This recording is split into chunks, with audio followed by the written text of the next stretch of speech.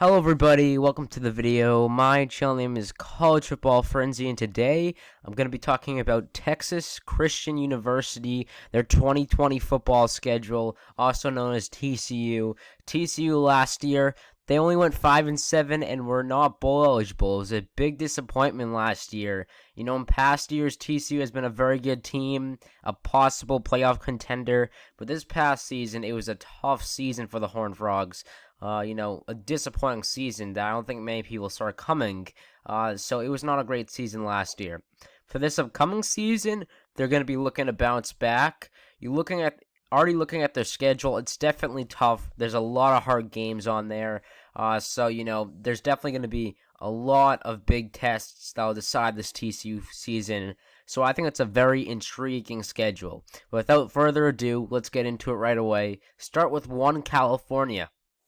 It's an away game. Pretty intriguing matchup. California, I thought, was good at the start of the season last year, and then they were terrible later on the season. They won their bowl game, so I guess that was the biggest thing. That was the biggest achievement they had that season last year. But California overall, I felt like they were a pretty average team last year when you look at all their season combined. I think TCU is the better football team overall, but definitely could be close. This is actually a rematch. I forgot. This is a rematch of the worst bowl game ever. I didn't even realize that. This is the Cheese Int Bowl, the Cheese INT Bowl, where there was a great defense. And I think it went into overtime. I didn't even realize that. That's great to see. We're getting a rematch of that game. So actually, probably expect some low scoring action here. I know TCU is a Big 12 team, but probably a lot of interceptions and some low scoring action. But I'll take TCU here. 2, Prairie View A&M, easiest game on the schedule. 3, the bye week. Tough time to have your bye week. That's a tough time. You have to go the rest of the season without any breaks. That's tough. 4, at SMU. It was looking like SMU was going to be a great football team last year. They're the highest ranked group of 5 team more than halfway through the season, and then all of a sudden they lost to Memphis, and from there on they lost a couple more games. It was a tough ending to what started out as a great season, just did not end the way they wanted to. I think SMU should be fine next year. As good as they were last year, I don't know if they're going to be as good as they were last year. I think they're average. I think TCU wins it, but like California, this can definitely be a close game. 5, Oklahoma State. In my opinion, I think it's close. TCU definitely gets the advantage of it being home, but Oklahoma State's the more talented team in my opinion, and I think they are better on paper. I mean, they have Chuba Hubbard, they have a great coach in Mike Gundy. I think that's definitely going to help, especially, just Hubbard in general. It probably will be the best running back in all of college football next year. He very well could be.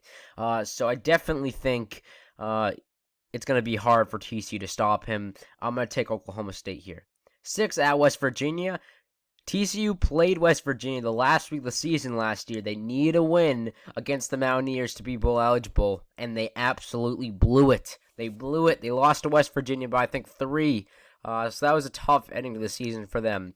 I'm sure revenge will be on their mind in this game. West Virginia, I don't think they're very good still. They were good a couple of years ago, but they were terrible last year. I expect some of the same as it was last year. I think it's close, but I'm going to take the Horned Frogs here.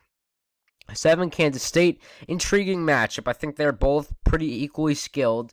Kansas State got a big upset against Oklahoma last year. They were ranked for certain weeks during the season. They didn't finish in the top 25, but certain weeks they were ranked. So this will be a tough match, but I think it's a 50-50 matchup. The Horned Frogs do have the home field advantage, so that definitely helps, but it could go either way. 8, at Baylor. TCU took Baylor into, I think 3 overtimes last year, and obviously Baylor has lost a lot of key pieces, most notably head coach Matt Rule. David Aranda is replacing him. I think Baylor is going to be worse next year. That being said, it's at Baylor. I think TCU could put up a great fight, but it's at Baylor. I'm going to take the Bears here to win a close one. 9, Oklahoma. TCU put up a great fight against Oklahoma. Gotta acknowledge that last year. They almost beat Oklahoma, came close. They just couldn't get it done at the end of the game. But it was a great fight that they put up. This upcoming season, I think Oklahoma's still talented. The defense should be a little bit better, but still it's not going to be great. And, of course, the offense, losing Jalen Hurts and CeeDee Lamb is going to hurt. It's going to hurt.